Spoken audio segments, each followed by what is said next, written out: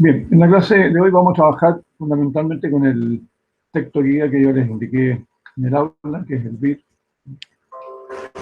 Y antes de pasar al tema que me interesa tratar hoy día, un pequeño comentario de la materia que ustedes ya han visto.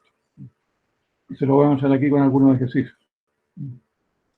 Importante que lo tengan presente de acuerdo a las condiciones que se puedan dar. En este ejercicio que ustedes ven acá, hay una dificultad, y que se las voy a hacer presente de inmediato, que es cuáles son las fuerzas que actúan en este elemento que es el collarín A. Este es el problema 264 del libro. Aquí habla de un collarín. Este es un elemento que es bastante habitual en mecanismos o sistemas. Más adelante lo vamos a ver más en detalle, pero ahora me interesa que ustedes lo entiendan para poder trabajar en esto. Entonces, este collarín A, desde el punto de vista nuestro, pasa a ser una partícula. Entonces la pregunta es, ¿qué fuerzas actúan en el collarín A? Indudablemente que primero la fuerza P que nos preguntan, ¿cuál es el valor de la fuerza P? En segundo término, actúa la fuerza que corresponde a la tensión de este cable. Este cable está tirando del collarín. Ahora la pregunta es, ¿cuál es la tensión del cable? Bueno, indudablemente que el cable pasa por esta polea y sostiene este peso. Luego, obviamente que la tensión del cable es igual a este peso, porque todo el cable está sometido a la misma tensión. En esta polea se supone que no hay resbalamiento entre el cable y la polea. La polea es la que gira alrededor de su eje, con roce despreciable. Entonces, aquí no interviene el roce, podemos suponerlo. Entonces, la tensión del cable es la misma en todo el cable. Entonces, es un dato que tenemos. La segunda situación es cuál es la dirección de la tensión. Bueno, tendríamos que sacar el ángulo o la pendiente, para lo cual tenemos esta altura, tenemos esta distancia, en X. Y seguramente en este problema nos indican cuánto vale, para qué condición de X. Por lo tanto, la dirección aparentemente también es desconocida. Nos falta un dato de la dirección. Tengo la pendiente, pero tengo la relación entre este lado y este. Y después, agregado a esto, tenemos una fuerza que aquí no se ve y que ustedes deben deducirla. Este collar o este collarín desliza dentro de desliza en un eje.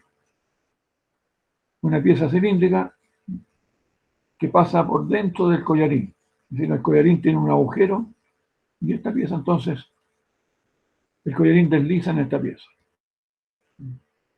Bueno, hay una interacción entre el collarín y esta pieza.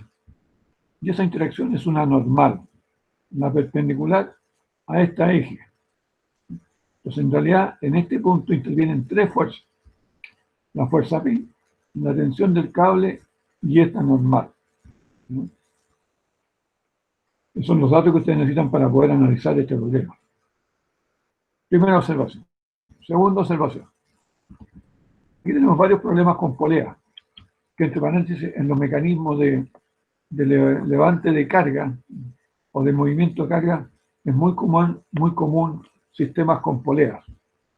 Ustedes pueden ver aquí un problema donde hay poleas. Este es un problema bastante interesante por lo siguiente. La pregunta es, ¿qué hacemos con la polea? Esta polea. En general, cuando ustedes aborden problemas con poleas, la recomendación es que traten que la polea tenga diámetro cero. Es decir, podemos suponer que esta polea es muy pequeña. Y cuando hacemos que esta polea, su diámetro tienda a cero, o su radio tienda a cero, como ustedes quieran mirarlo, el centro de la polea pasa a ser la partícula, o el punto de concurrencia de fuerza. La pregunta es, ¿cuántas fuerzas tenemos en ese punto? En este caso, si ustedes se fijan, tenemos un cable que llega al punto A, ese cable pasa por una polea aquí arriba, vuelve por acá y sigue hasta acá. Entonces la pregunta, ¿cuál es la tensión, la fuerza en el cable? P, obviamente, porque todo el cable está sujeto a la misma fuerza. Entonces la pregunta es, ¿cuántas fuerzas llegan al punto A? Esta fuerza P, esta otra fuerza que también vale P, y esta fuerza acá también vale P. ¿Cuál es la diferencia entre las diferentes fuerzas? Donde todas tienen por módulo P. Fíjense lo que acabo de decir. El módulo es P. ¿Qué es lo que cambia? La dirección de los vectores. Entonces, ¿cuál es mi recomendación?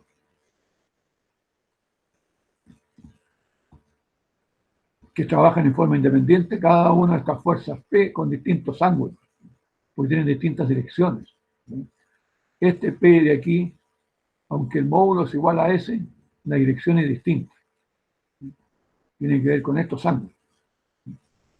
Eso es súper importante tenerlo presente. La fuerza P es la misma en todo el cable, pero lo que cambia es la dirección. Por tanto, estamos hablando de vectores distintos, con igual módulo, pero distinta dirección. Y la otra fuerza P que actúa indudablemente, la otra fuerza que actúa aquí es esta fuerza peso. Aquí está dado en kilogramos. Indudablemente que si ustedes multiplican por 10, que es más fácil, o por 981, van a tener esta fuerza en newton. Lo repito, aquí la clave está en suponer que el diámetro de esta polea es muy pequeño, prácticamente tiende a cero. Y la otra es que es un mismo cable, y por tanto en todo el cable está la misma fuerza, con el mismo valor numérico. Puede tener distintas direcciones, pero el mismo valor numérico. Y yo lo invito entonces a que en este ejercicio 267, donde hay varios sistemas con volea, traten de determinar cuánto vale la tensión T en cada caso, en función del peso. Y se dan cuenta que por qué se utilizan estos sistemas de volea. Lo más probable es que los resultados a ustedes les vaya diciendo que la tensión T va a ir variando en cada uno de estos problemas. Y se va a ir haciendo más chica, probablemente. ¿Qué significa eso? Que estos mecanismos se utilizan para hacer una fuerza menor para levantar una carga. Esto es el objetivo de estos sistemas. Ejercer una menor fuerza para levantar una carga. Puede implicar perfectamente que una persona, usando alguno de estos mecanismos, sea capaz de levantar un peso de 200 kilos o 2000 newtons sin ninguna dificultad haciendo una fuerza en el cable. Entonces, permite aumentar la capacidad de levantar carga haciendo una fuerza menor para levantar la carga. El resto de la fuerza, indudablemente, que es sostenido por el sistema donde está sujeta la polea, que tiene que ser lo suficientemente resistente para que aguante las cargas que van a levantar acá. Lo repito, aquí lo que se hace es disminuir la tensión final que uno va a hacer para levantar la carga. Aquí hay otro sistema con polea, pasa exactamente algo parecido. La única diferencia es que aquí son dos cables distintos. Hay un cable que va desde aquí hasta acá y otro cable que une el centro de la polea, da la vuelta por esta polea y pasa hacia abajo. Pero aquí son dos cables. No confundirse entonces. Tenemos Profe, sí. en el 2.68 dice que ahora supongamos que el extremo libre de la cuerda está unido a la caja de madera, o sea que solamente cambiaría como la dirección. Claro, es que si está el extremo libre de la cuerda en los dos ejercicios que ustedes le indican, se une a la caja. Entonces la pregunta es, ¿cuál es la tensión en cualquier punto de los cables? Cuando se la pregunta.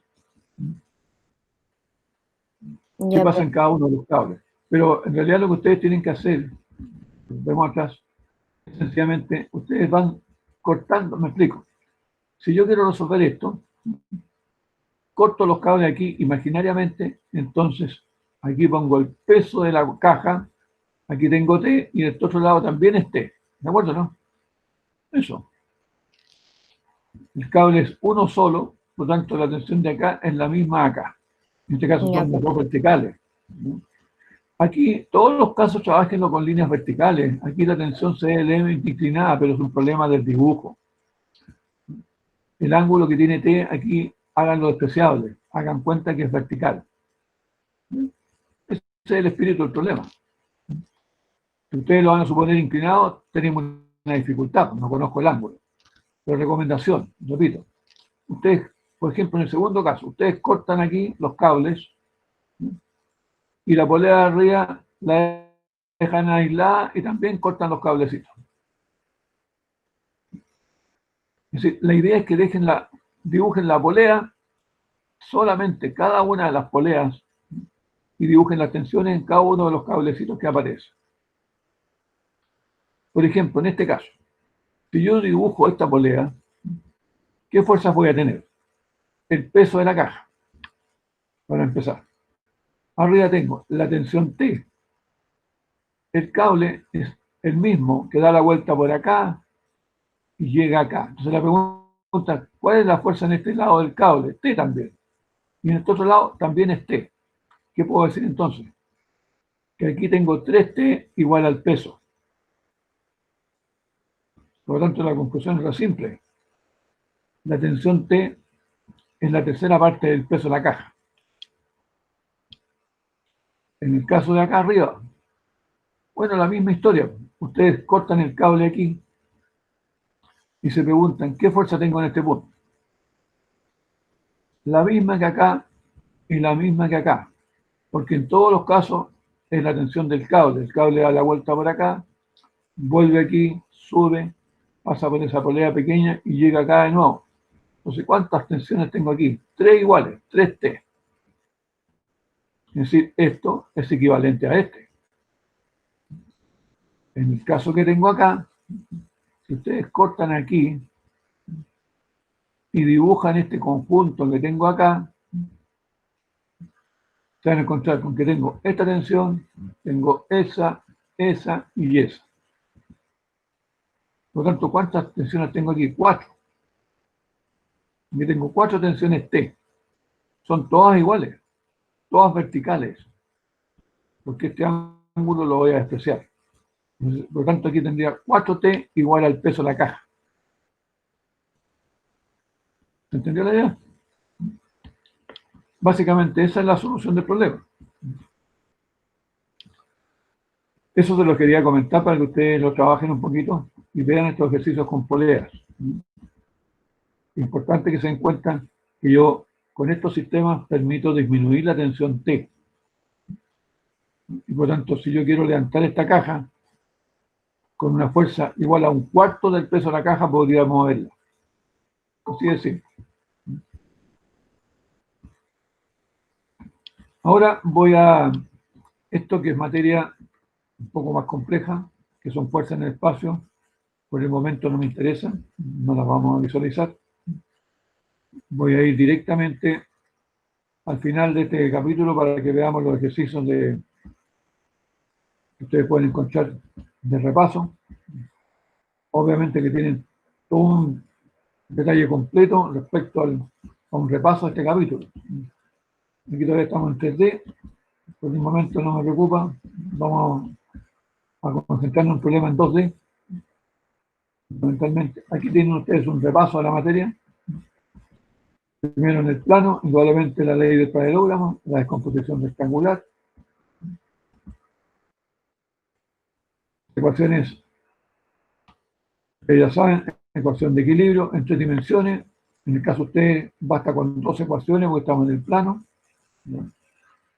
Ojo, cuando estamos en el plano podemos trabajar con cualquier par de ejes. Estos pueden ser, en este caso, los ejes XY, o podrían ser los ejes RS o los ejes V, o cualquier sistema de eje que a ustedes les pueda servir, o descomposición en cualquier dirección. Recordemos que vimos descomposición en cualquier dirección, no solamente en X y en Y. Aquí tienen problemas de resumen, de repaso para el problema.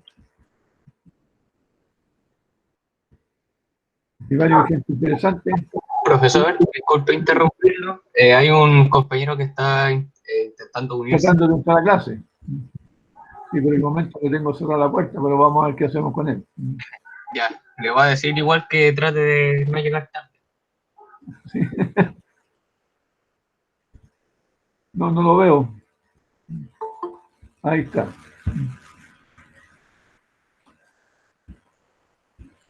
Bien. Ya, entonces yo le estaba comentando aquí el libro. Ustedes ven los ejercicios de repaso que tienen y pueden encontrar muchísimos más, ¿no? La cantidad de ejercicios que hay sobre esta materia son enormes. Yo los invito a que no hagan demasiado ejercicio. Yo creo que de cada tema, de cada uno de los temas que vimos, hagan 2 o 3 como máximo. No vale la pena. Lo importante es que lo hagan bien. Y anoten cualquier dificultad que les surja o duda que les surja cómo hacerlo. De manera que lo puedan consultar, ya sea conmigo directamente o con el ayudante. Y repasen las guías de ejercicios que nosotros le vamos a hacer llegar, porque ahí están desarrollados los ejercicios y pueden ver las formas en que se plantean los ejercicios. Quizás, a ver, me voy a volver un poquito atrás. Cuando ustedes planteen la ecuación de equilibrio, yo les voy a recomendar que siempre a la ecuación de equilibrio la hagan igual a 0. No sé por qué existe la costumbre de repente, lo he visto en muchos casos, que por ejemplo en este ejercicio,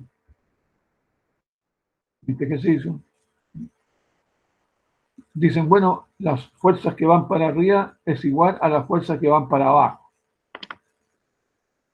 La verdad que yo preferiría olvidarme de esa situación.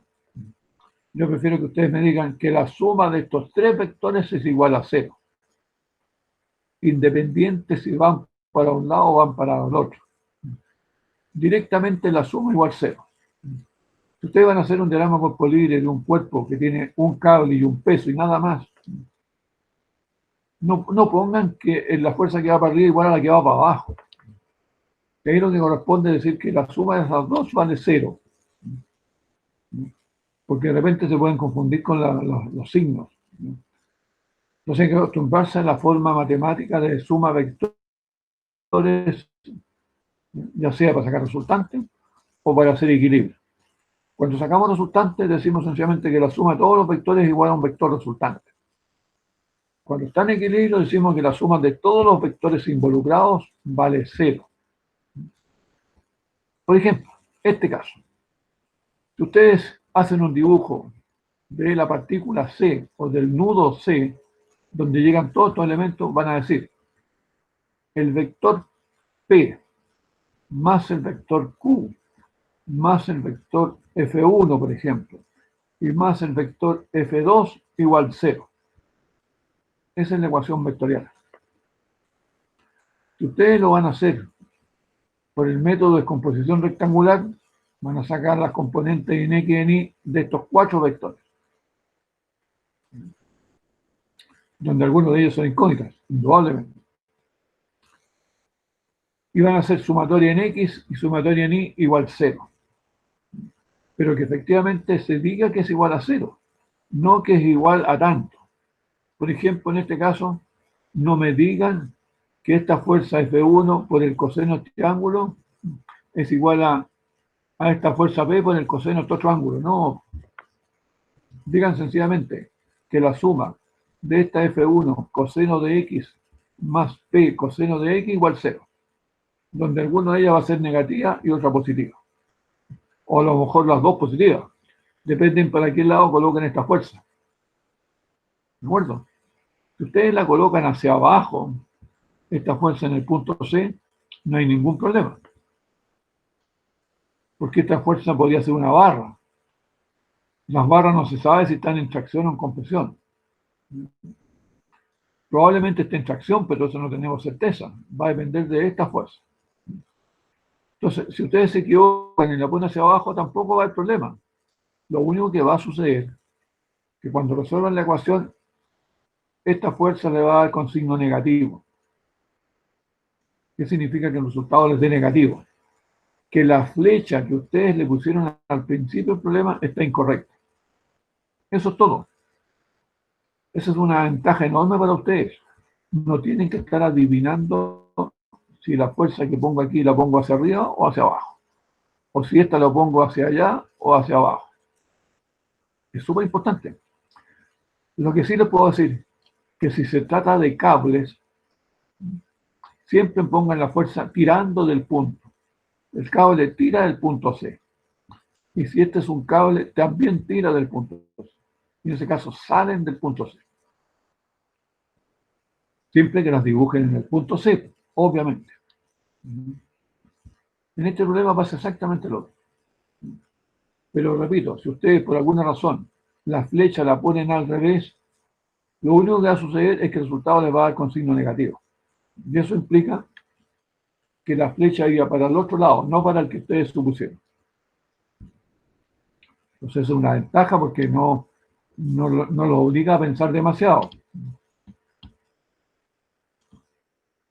Ahora me voy a remitir directamente al otro capítulo, que en este caso en el libro es el capítulo 3.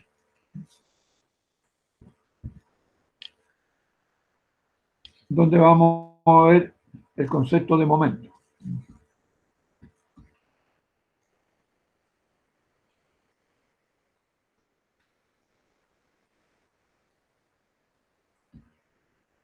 Están viendo una serie de ecuaciones vectoriales, pero vamos a partir por algunos conceptos básicos que es importante recordar. Seguramente ustedes ya lo han visto, ya lo tuvieron presentes. Y voy a partir por esto. Primero, por entender un poco el enunciado que está planteado aquí, capítulo 3. Dice cuerpos rígidos. ¿Cuál es la importancia de asumir que los cuerpos son rígidos? ¿O cuál es la comodidad? De partida, decirles que los cuerpos rígidos no existen. Este es un supuesto, y es un supuesto que se asume para facilitar la solución del problema. Los cuerpos rígidos, como yo les comentaba recién, supuestamente son aquellos en que la distancia interatómica es cero. Eso es irreal, absolutamente.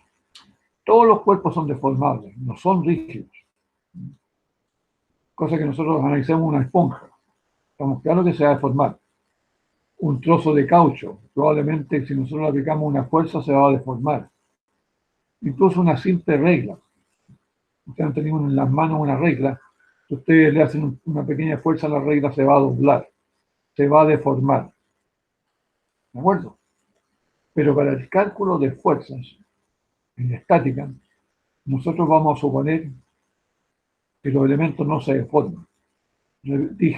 Repito, para el cálculo de fuerzas en problemas simples, suponemos que el cuerpo es indeformable. Pero repito, eso no es cierto. Es un supuesto que nos permite resolver en forma más simple los problemas con fuerza y calcular las fuerzas que actúan sobre ellos. Eso es lo primero que les podría comentar respecto a este título. Segundo, las fuerzas. Aquí estamos hablando de fuerza. Nosotros vamos a distinguir dos tipos de fuerzas. En los libros, dependiendo del autor, lo plantea de distintas formas, pero en general se entiende que existen las fuerzas externas aplicadas sobre un cuerpo por otro cuerpo, indudablemente, y las fuerzas internas. Las fuerzas externas siempre son producto de la aplicación o la actuación de un cuerpo sobre otro. Me remito al concepto de fuerza. Fuerza es la acción de un cuerpo sobre otro. Por lo tanto, no se puede entender que hay una fuerza si no hay interacción entre cuerpos. Ahora, esa interacción puede ser por contacto directo o a distancia. Un caso concreto de fuerza a distancia es la fuerza gravitacional. Un avión pesa lo mismo o pesa algo muy parecido en tierra o en el aire. Puede ir a 10.000 pies de altura o a 30.000 pies, que es más común en un avión de pasajeros. Estamos hablando de 10.000 metros aproximadamente. Bueno, ahí tiene una fuerza peso semejante a la que tiene la Tierra. Pero no está en contacto directo con la Tierra, está dentro del campo gravitacional de la Tierra. Eso es una fuerza a distancia. Interacción de fuerzas externas a distancia. porque actúa sobre todo el cuerpo. Otra interacción a distancia es las fuerzas magnéticas, en el caso de un imán. Existe una fuerza que actúa no solamente cuando están en contacto. A una cierta distancia, un cuerpo atrae al otro, por magnetismo. Ahora, por contacto directo, yo diría que en la mayoría de los casos. Ustedes cuando están de pie hacen una fuerza sobre el piso, debido al peso propio de ustedes. Y el piso también hace una fuerza sobre ustedes, de sentido contrario, porque si no, no entenderíamos que nosotros nos mantenemos sin movernos, parados en el piso, porque si no existiera la reacción del piso, nosotros seguiríamos verticalmente hacia abajo. ¿Estamos de acuerdo, no? Entonces, esa interacción de cuerpos sobre otros son lo que nosotros denominamos fuerzas externas.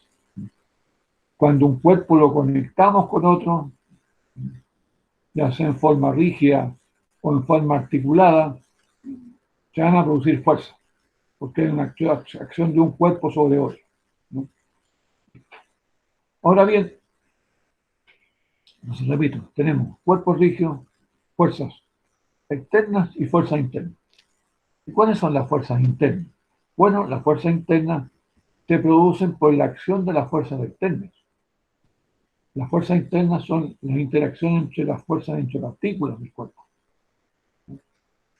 Y eso hace, ¿no es cierto?, que a pesar de que nosotros hagamos fuerza externa, el cuerpo mantiene una cierta cohesión, no se rompe. Ahora, nosotros podemos romper el cuerpo, claro, cuando la fuerza externa sobrepasa ciertos límites, ciertas condiciones, en que las fuerzas que están actuando internamente entre partículas, esas fuerzas son superadas por efecto de la fuerza externa y se rompe la interacción entre partículas, se rompe la cohesión entre partículas. Por lo tanto, el cuerpo se va a romper. Eso es lo que nosotros vamos a ver de alguna manera en resistencia material. Y nuestra idea es que precisamente el cuerpo no llegue a esa condición que se rompa. Entonces vamos a tener que analizar las fuerzas internas, producto de las fuerzas externas, que tengan un cierto nivel que nos permita asegurar que el cuerpo no se vaya a romper. Entonces tenemos, claro, cuerpos rígidos, por un lado, fuerzas externas, fuerzas internas. Enseguida tenemos efectos de la fuerza. Por ejemplo, las fuerzas producen un efecto, o producen varios efectos en realidad. El primer efecto que nosotros podríamos notar de una fuerza es lo que dice Newton en su ley de equilibrio, que dice que cuando un cuerpo está en reposo y se mantiene en reposo es porque la suma de fuerza igual cero. Y la segunda condición que dice Newton en su primera ley es que si el cuerpo está en movimiento con velocidad constante,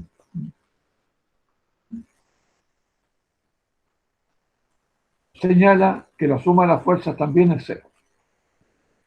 Ahora, ¿qué sucede cuando rompemos esa condición de equilibrio?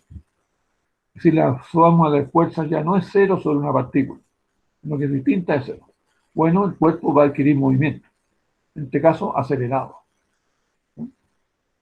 Eso sucede cuando sobre un cuerpo, cualquiera, la suma de fuerzas que actúan sobre ese cuerpo es distinta de cero. Ese cuerpo va a tener un movimiento acelerado. El otro efecto de la fuerza es que un cuerpo se va a deformar. Pero por el momento nosotros no nos vamos a preocupar de eso. Estamos suponiendo que el cuerpo es rígido. Otro efecto que produce la fuerza es que el cuerpo, además de moverse linealmente, podría rotar. Caso concreto, cuando yo aplico una fuerza sobre una puerta donde yo le he sacado la llave o la he dejado sin pestillo, la puerta va a girar por el efecto de la fuerza que yo hice sobre la puerta.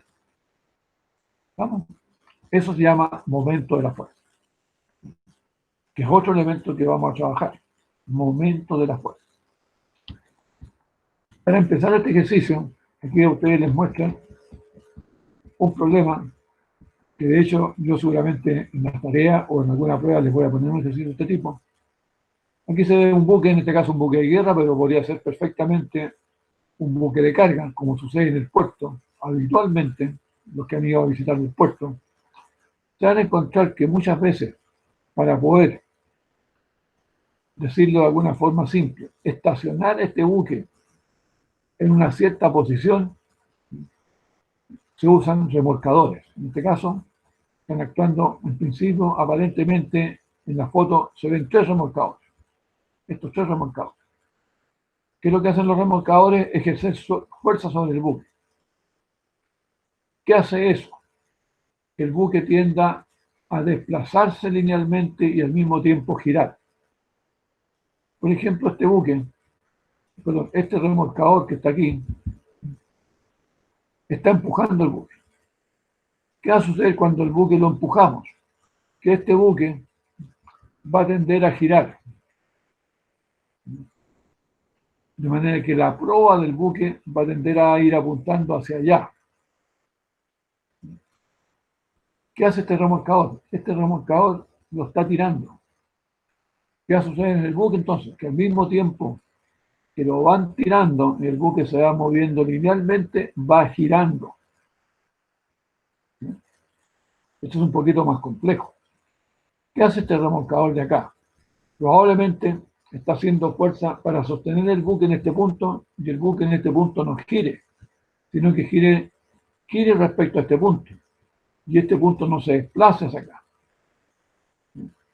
Son distintos tipos de maniobras, ¿cierto?, que se pueden hacer sobre un cuerpo cualquiera. En este caso lo están mostrando con un buque, que va a cambiar la posición del elemento haciendo fuerza. Pero a mí, por el momento, me interesa tener claridad en que si yo aplico fuerza sobre este costado del buque, en esta banda del buque, que para los que les interesa la parte portuaria, este es el lado del estribor, y esta es la proa del buque, empujamos aquí y este buque va a tender a girar. ¿Estamos claros? Eso es lo que se conoce como momento de la fuerza. Lo vamos a ver en detalle, indudablemente, en el transcurso de la clase, pero esto para que les dé una idea de lo que queremos tratar. Y obviamente en el caso nuestro, vamos a trabajar con algún buque, ya sea un buque pasajero, un transatlántico, o en algún buque portacontenedores, o algún buque de otro tipo, alguna barcaza, andará lo mismo. Lo importante es que se pueden hacer operaciones sobre un buque que permiten ya sea que el buque gire solamente, ya sea que el buque se mueva en una cierta dirección solamente, o ya sea que combinemos dos cosas. Que al mismo tiempo que el buque gire, se desplace, tenga movimiento lineal y movimiento de rotación. Y la pregunta típica que se hace en este tipo de casos es: ¿qué pasa? ¿Cómo tendría que hacerlo yo para, con un solo remolcador, hacer lo mismo que hacen los 3? Es una pregunta interesante. Porque a lo mejor la pregunta es: ¿para qué necesito 3 remolcadores? ¿Qué pasa si tengo uno solo? ¿Podría hacer lo mismo que hacen los 3? Bueno, a partir yo les digo que es muy probable que sí. Va a depender del tamaño del remolcador, obviamente. Porque seguramente si ocupo uno solo, voy a necesitar una fuerza a lo mejor mayor. No lo sé. Habría que ver cuál es el caso. Después tenemos otro concepto. En todo caso, todo lo que yo les acabo de comentar lo pueden ver ahí, al principio. Otro caso interesante que se les muestra acá. Aquí tenemos lo que nosotros en estática conocemos como diagrama cuerpo libre. Las preguntas son: ¿cuáles son las fuerzas que actúan sobre este camión? Primero, la fuerza que hacen estas personas que están tirando el camión. Segundo, la acción que hace el suelo o el pavimento sobre las ruedas del camión. En este caso son fuerzas normales. Y la tercera fuerza o cuarta fuerza que aparece aquí es el peso propio del camión. Si ustedes se fijan, estas 4 fuerzas que están aquí no las hizo el camión. Las están haciendo otros cuerpos sobre el camión. La fuerza F la están haciendo estas personas. La fuerza peso se debe al campo gravitacional de la Tierra. Es decir, la Tierra es la que está produciendo esta fuerza peso. Y en tercer lugar, el pavimento donde está apoyado el camión está haciendo una fuerza sobre el camión. Todas estas fuerzas son fuerzas externas, producidas por otros cuerpos sobre el camión. Esto es interesante que lo manejen, lo empiecen a manejar, porque va a ser relevante en este curso que ustedes aprendan a hacer estos dibujitos, ¿no? Esto se conoce como diagrama de cuerpo libre. Dibujar un elemento y ver cuáles son las fuerzas que actúan sobre ese elemento. ¿Estamos de acuerdo?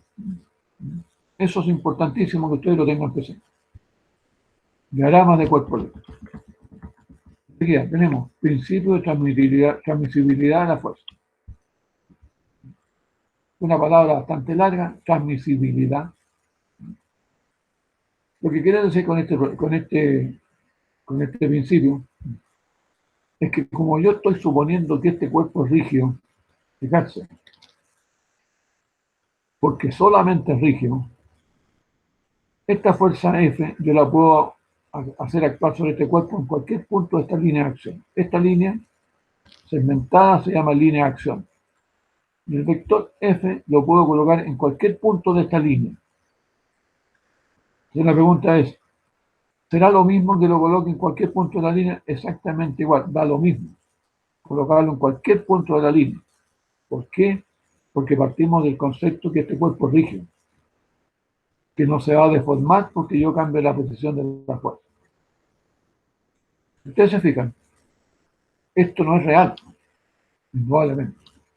Lo utilizamos por un problema de conveniencia, porque estamos olvidándonos que los cuerpos son deformados. Porque no es lo mismo, ¿no es cierto?, que yo tengo un resorte que lo tire de este punto o lo tire de este.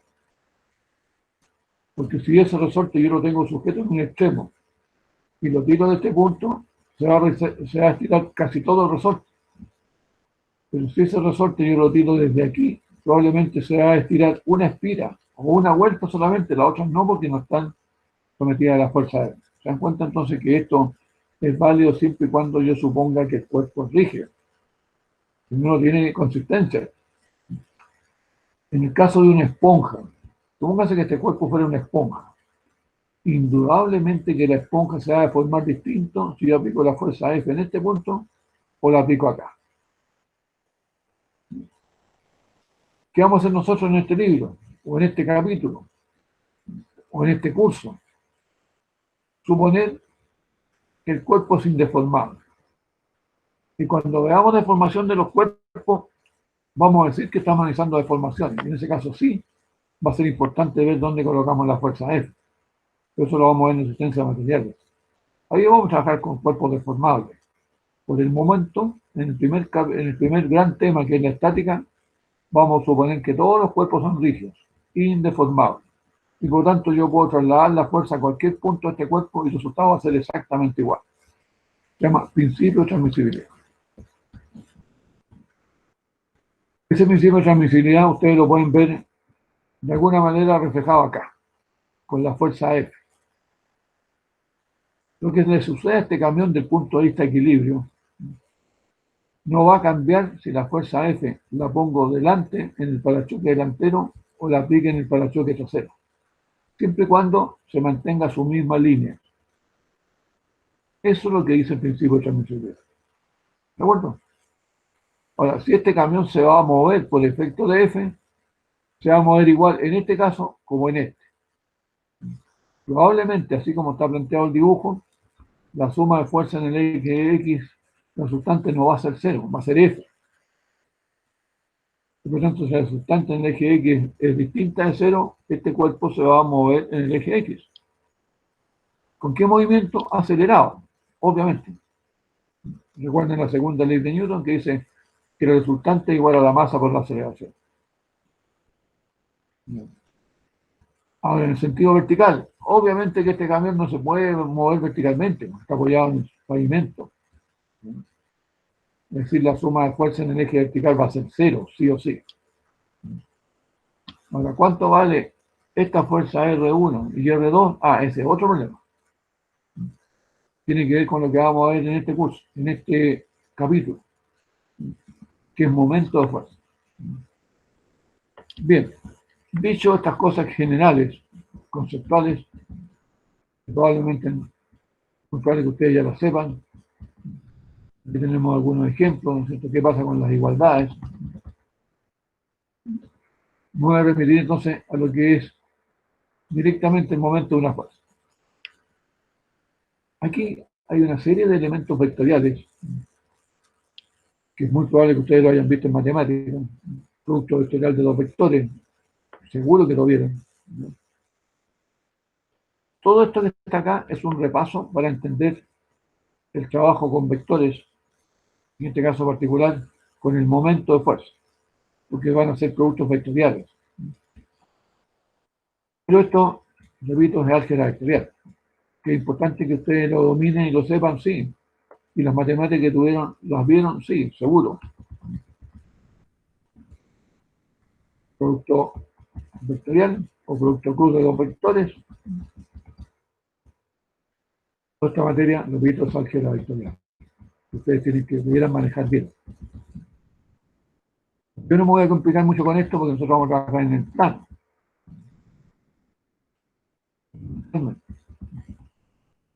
Pero a pesar de eso, voy a encontrar con algo que es sumamente interesante. Aquí tenemos el producto de dos vectores, si ustedes se fijan. Cuando tengo el producto cruz de dos vectores, el resultado es un tercer vector, el vector B, que tiene la particularidad de ser perpendicular al plano formado por estos dos vectores. Es un poco lo que estaba dibujado por acá. Me parece que más atrás. Al comienzo. Aquí está. Aquí tengo dos vectores. Producto cruz de estos dos vectores, P y Q, me produce el vector B. Ahora si hago el producto Q cruz P, me produce el menos B. Eso es interesante. Depende hacia qué lado haga yo el producto. De P hacia Q es B positivo y de Q hacia P sería B negativo. Eso es todo. Aquí hay cosas interesantes, tanto en el producto cruz como en el producto escalar de dos vectores. Yo puedo calcular áreas, puedo calcular ángulos entre vectores. Hay una serie de situaciones matemáticas que son interesantes que ustedes las manejan bien. Repito, por el momento, a mi enorme intención trabajar en forma vectorial. Ahora, si ustedes se manejan bien en la forma vectorial, no hay ninguna dificultad que lo hagan en forma vectorial. No hay ningún inconveniente.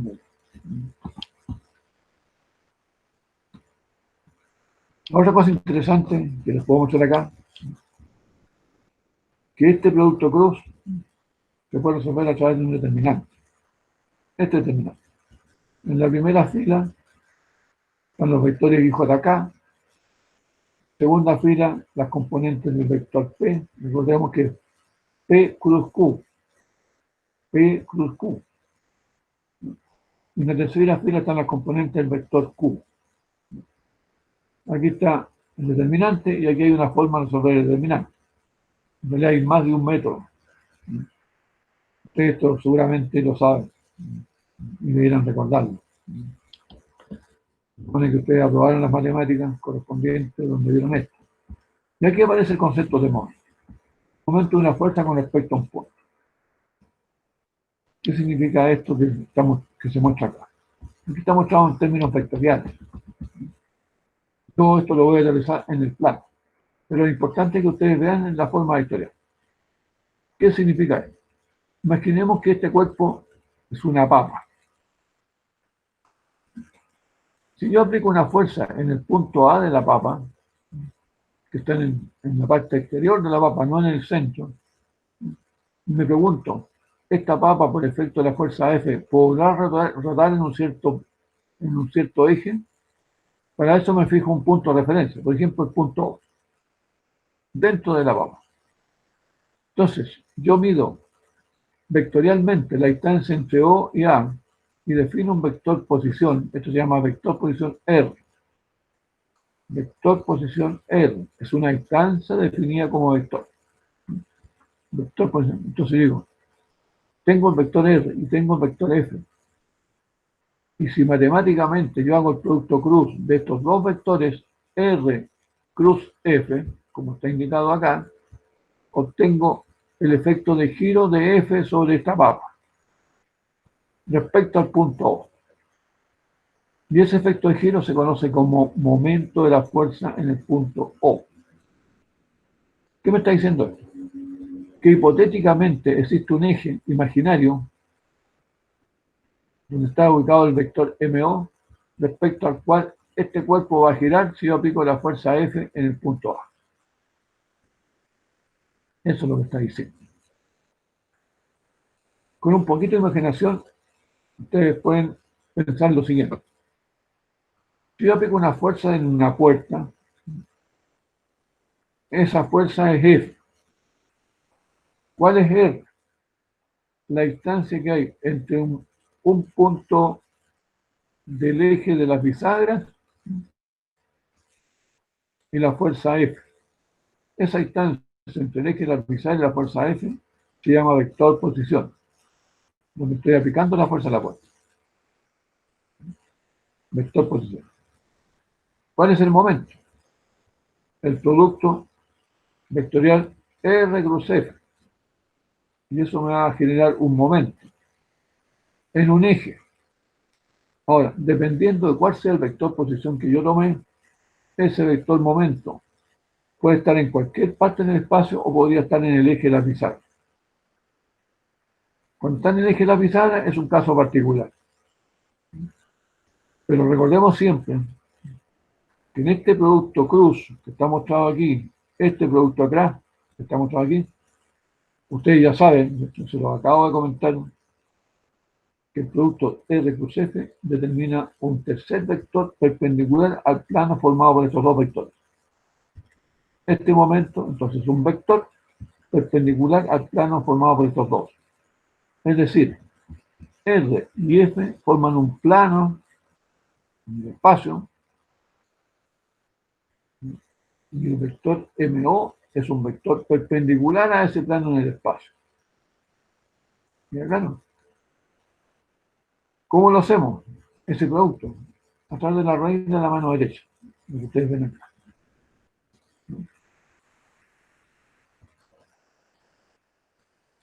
Ustedes se fijan,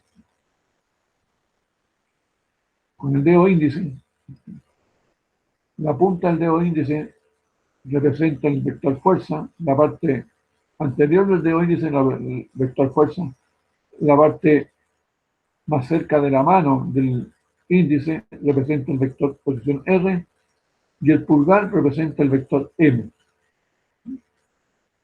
Vamos a darle una idea. Ahora, ¿qué sucede? Para hacer un análisis matemático de lo que se produce acá, ustedes ven este ángulo θ, que es el ángulo entre el vector R y el vector F. Ese ángulo θ se repite aquí. Ahí. Yo puedo decir entonces que esta hipotenusa R por el seno de este ángulo es D. ¿Y qué es lo que es D? De aquí me voy a tener porque esto es súper importante para que ustedes entiendan esta materia. D es la perpendicular que hay entre el punto O y la línea de acción de la fuerza. Esta línea, donde está la fuerza, es la línea de acción de F. Y D es la perpendicular entre esta línea y el punto O. Súper importante lo que estoy diciendo. Y el vector momento es perpendicular al plano formado por la línea de acción de F y D. Este ángulo aquí, en esta esquinita, ese ángulo ahí es 90 grados. Y llegamos a esta relación, que ustedes ven acá, donde dice que el momento en O, módulo, el escalar MO, porque recordemos que este vector es igual a un módulo por un vector unitario. No se le olvide nunca ese detalle. El módulo de MO, el valor numérico de MO, dado por esta formulita, F por D. ¿Cuál es la condición de F? Bueno, el módulo de la fuerza. ¿Qué es D? La perpendicular entre el punto donde medimos el momento y la línea de acción de F. Esto es lo que nosotros vamos a ocupar para resolver nuestros problemas. Vamos a decir que el momento en cualquier punto del plano es igual a la distancia entre ese punto del plano y la línea de acción de F.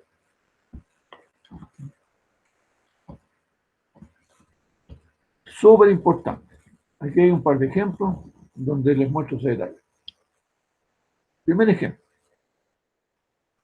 Tengo en este plano, aquí lo estamos viendo en el plano, una fuerza F. Si yo trazo la perpendicular entre O y la línea de F, obtengo la distancia D. Y si hago el producto del módulo de F por esta distancia D, obtengo el momento. La medida del efecto de giro, que se llama momento de la fuerza. El vector momento en este caso sería perpendicular a la hoja del papel. Es decir, saldría del papel. ¿Por qué? Porque este giro es antihorario. Y se dice entonces por convenio que cuando el giro que produce esta fuerza sobre este cuerpo tiende a ser en sentido antihorario, el momento es positivo. Cuando el momento es positivo sería un vector saliendo del papel. Al revés, cuando la fuerza está en la otro sentido en este caso, y el giro que produce F sobre este cuerpo es horario, decimos que el momento es negativo. ¿Qué cosa es negativo? El resultado del producto de F por D. Aquí no importa el signo de D ni el signo de F. Aquí lo que importa es el signo del giro. Por lo tanto, yo aquí digo que el momento en este caso es negativo. ¿Y cuánto vale? F por D. ¿Qué digo acá? Como el giro es antihorario, digo que el momento en O es positivo. ¿Y cuánto vale? F por D. Y en los dos casos, F vale lo mismo y D vale lo mismo. Que F tiene distinta dirección, ese es un detalle particular. Porque imagínense, ustedes mentalmente hagan el siguiente ejercicio. ¿Qué pasa si esta fuerza F la cambia a este otro lado? Igual hacia abajo. Esta hojita de papel va a girar en sentido antihorario. En ese caso voy a decir que el momento es positivo. A pesar que la fuerza F estaría igual que esta, pero estaría a este otro lado. Esto era lo relevante que yo quería mostrarles en la clase de hoy. Me interesa que lo vean. Yo les voy a hacer llegar una guía de ejercicio con este tema, pero esto es lo más relevante, tener claridad sobre esto. Y nada más que esto, fuerza por distancia. Ahora hay distintos métodos, ustedes lo van a ver en la guía de ejercicio y probablemente lo pueden ver aquí mismo en el libro, los ejercicios que hay sobre este tema. Pero repito, solamente me interesa en el plano. El primer ejercicio resuelto es un problema en el plano. Veanlo en detalle y vean qué pasa con la distancia D. El segundo ejercicio también es en el plano. Hay una expresión vectorial aquí, pero yo me olvidaría de la expresión vectorial y yo lo haría en forma escalar. Ahora, si alguien lo puede hacer en forma vectorial, perfecto. Otro tercer problema también en el plano. Aquí ya entramos en 3D, que no me interesa por el momento. ¿No? Eso es lo que yo quería mostrarles en la clase de hoy. Si tienen algún comentario, me lo pueden hacer una vez que termine de cerrar la grabación.